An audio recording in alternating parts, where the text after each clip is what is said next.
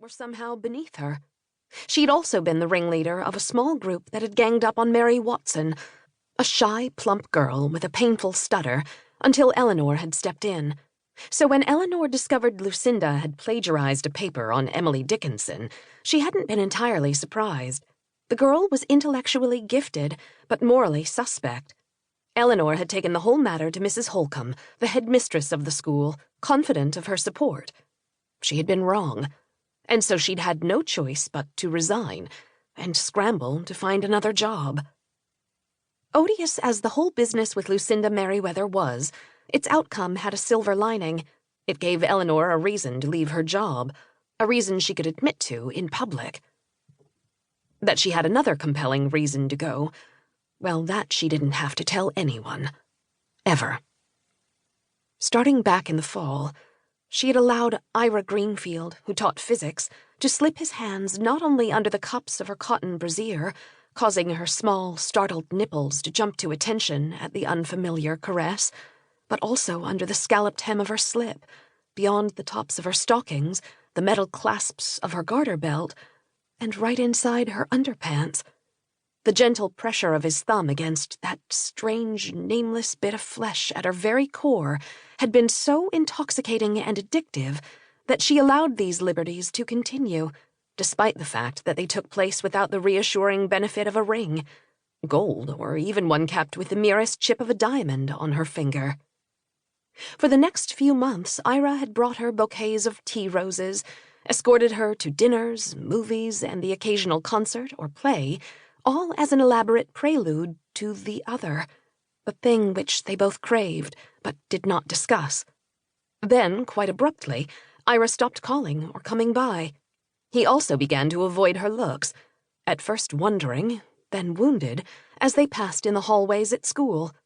Soon the reason had become clear. Ira had turned his attention to the new young teacher in the science department, the effervescent and diminutive Miss Kligerman, whose dense blonde curls looked like an electrified halo around her head, and whose breasts were so enormous, Eleanor wondered that she didn't topple over from the sheer heft of them. Of course, everyone knew she'd been jilted. Brandon Wythe was a small community.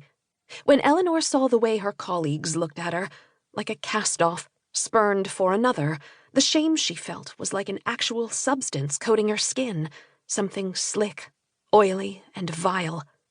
This had been in early March. The term did not end until the beginning of June. She had endured the humiliation, the pity, as well as her own resentment, stoically, and did not confide in her mother, who asked, quite pointedly, "I haven't seen Ira lately. How is he?" "He's been busy," Eleanor said. Please don't ask me any more, she thought. She and her mother had always been close, but Eleanor could not reveal the extent of her intimacy with Ira. To do so would mortify them both. "He must be very busy," said Irina. Oh, Eleanor had wanted to tell her about Ira's dropping her, but was afraid that once she began her confession, she would feel compelled to reveal everything. As much as Eleanor longed to leave her job immediately, she did not have that luxury. She needed the income, and even if she were to forfeit it, she needed the recommendation from her employer, a recommendation that might not be forthcoming if she were impetuous enough to leave in the middle of the term. Then Lucinda had turned in her paper on Dickinson, and between its cadged lines, despite her reticent nature and near-pathological reclusiveness, the Belle of Amherst was, in her poetry, direct, confrontational, and even radical. Eleanor had found a way out. The taxi had been stalled for several minutes, and a chorus of horns blared behind it. It was now 9:35, and they had gotten as far as 79th Street and Lexington Avenue, but still had a good distance to go.